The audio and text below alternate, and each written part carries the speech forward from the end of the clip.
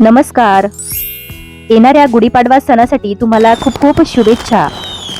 नवीन वर्षाची सुरुवात करणारा गुढीपाडवा सण आपण दरवर्षी साजरा करतो. पण तुम्हाला माहित आहे का, गुढीपाडव्याच्या दिवशी काही खास गोष्टी केल्या तर वर्षभर घरात सुख, समृद्धी आणि सकारात्मक ऊर्जा राहते असे आपल्या परंपरेत मानले जाते.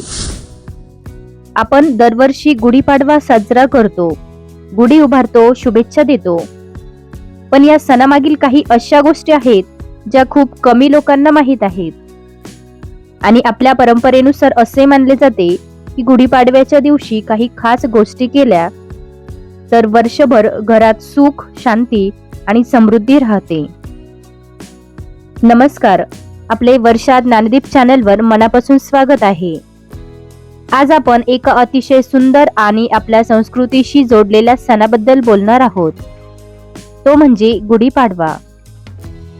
गुढीपाडवा म्हणजे नवीन नववर्षाची सुरुवात, नवीन आशा, नवीन स्वप्न आणि आयुष्यात नवी ऊर्जा घेऊन येणारा हा दिवस प्रत्येक मराठी माणसासाठी खूप खास असतो. म्हणूनच आजच्या या व्हिडिओमध्ये आपण जाणून घेणार आहोत गुढीपाडव्याच्या दिवशी करायच्या 7 महत्त्वाच्या गोष्टी आणि त्यामागील काही अशा रोचक गोष्टी ज्या तुम्ही कदाचित पहिल्यांदाच ऐकणार आहात. त्यामुळे हा व्हिडिओ शेवटपर्यंत नक्की बघा. सर्वात पहिली गोष्ट म्हणजे गुढी उभारताना दिशा लक्षात ठेवणे. अनेक जण गुढी उभारतात, पण ती कोणत्या बाजूला उभारावी हे फार कमी लोकांना माहीत असते. परंपरेनुसार गुढी घराच्या दाराच्या उजव्या बाजूला उभारावी असे मानले जाते. कारण उजवी बाजू ही सूर्य आणि सकारात्मक ऊर्जेची दिशा मानली जाते. असे म्हणतात की गुढी त्या दिशेला उभारल्याने घरात सकारात्मक ऊर्जा आणि आनंद येतो. त्यामुळे गुढी ही नेहमी उजव्या बाजूलाच उभारावी. दुसरी महत्त्वाची गोष्ट म्हणजे गुढीचा अर्थ समजून घेणे. गुढी ही फक्त सजावट नाही, गुढी म्हणजे विजयाचा ध्वज आहे. इतिहासात युद्ध जिंकल्यानंतर सैनिक विजयाचा ध्वज उभारत असत. त्यामुळे गुढी उभारणे म्हणजे वाईटावर चांगल्याचा विजय साजरा करणे होय. गुढीवर ठेवलेला तांब्याचा किंवा चांदीचा कलश उलटा असतो. तो उलटा का ठेवला जातो? याच्या मागे अर्थ असा आहे की आकाशातील सकारात्मक ऊर्जा घराकडे खेचणे हा एक प्रकारचा आध्यात्मिक प्रतीक मानला जातो. त्यामुळेच तांब्याचा किंवा चांदीचा कलश हा उलटा ठेवतात.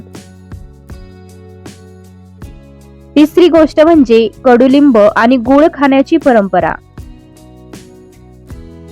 तर कडुलिंब आणि गूळच का खातात? आपण अनेकदा ऐकतो की गुढीपाडव्याच्या दिवशी कडुलिंब आणि गूळ खावा. पण आपणास त्यामागील संदेश माहीत आहे का?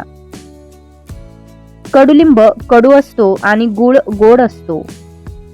आयुष्यातही कधी आनंदाचे तर कधी कठीण प्रसंग येतात. पण दोन्ही गोष्टी स्वीकारून पुढे जाणे हेच जीवन आहे असा संदेश या परंपरेतून मिळतो. तसेच कडुलिंबाची पाने आणि गूळ आपल्या शरीरासाठी अत्यंत आवश्यक आहे. त्यामुळेच या दिवशी कडुलिंब आणि गूळ खातात. चौथी महत्वाची गोष्ट म्हणजे घराची स्वच्छता आणि रांगोळी. गुढीपाडव्याच्या दिवशी घर स्वच्छ ठेवणे आणि दारासमोर सुंदर रांगोळी काढणे ही परंपरा आहे. स्वच्छ घरातच सकारात्मक ऊर्जा येते असे मानले जाते. रांगोळी म्हणजे आनंद आणि शुभतेचे प्रतीक आहे. त्यामुळेच घराची स्वच्छता आणि रांगोळी काढणे खूपच महत्वाचे आहे. पाचवी गोष्ट म्हणजे देवाची पूजा आणि कृतज्ञता. या दिवशी देवाची पूजा करणे आणि देवाचे आभार मानणे खूप महत्वाचे आहे.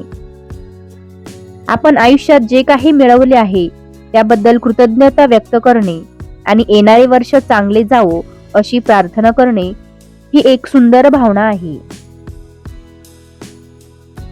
सहावी गोष्ट म्हणजे नवीन सुरुवात करणे. हिंदू पंचांगानुसार गुढीपाडवा हा 3.5 मुहूर्तांपैकी एक शुभ मुहूर्त मानला जातो. त्यामुळे या दिवशी नवीन काम सुरू करणे नवीन संकल्प करणे किंवा काहीतरी चांगले ठरवणे खूपच शुभ मानले जाते. आणि सर्वात महत्वाची 7वी गोष्ट म्हणजे आनंद आणि सकारात्मकता वाटणे. गुढीपाडवा हा फक्त पूजा करण्याचा सण नाही, तर आनंद वाटण्याचा सण आहे. आपल्या कुटुंबियांसोबत वेळ घालवा, मित्रांना शुभेच्छा द्या, गोड पदार्थ वाटा, कारण आनंद वाटल्याने आनंद वाढतो. गुढीपाडवा हा फक्त कॅलेंडरवरील एक दिवस नाही, तो आपल्या संस्कृतीचा, आपल्या परंपरेचा आणि नवीन सुरुवातीचा संदेश देणारा दिवस आहे. या दिवशी आपण सकारात्मक विचार केला, चांगले काम केले आणि आनंदाने वर्षाची सुरुवात केली तर नक्कीच आपले संपूर्ण वर्ष आनंदी जाऊ शकते. आता मला तुम्हाला एक छोटासा प्रश्न विचारायचा आहे. तुमच्या घरी गुढीपाडव्याला कोणती खास परंपरा पाळली जाते?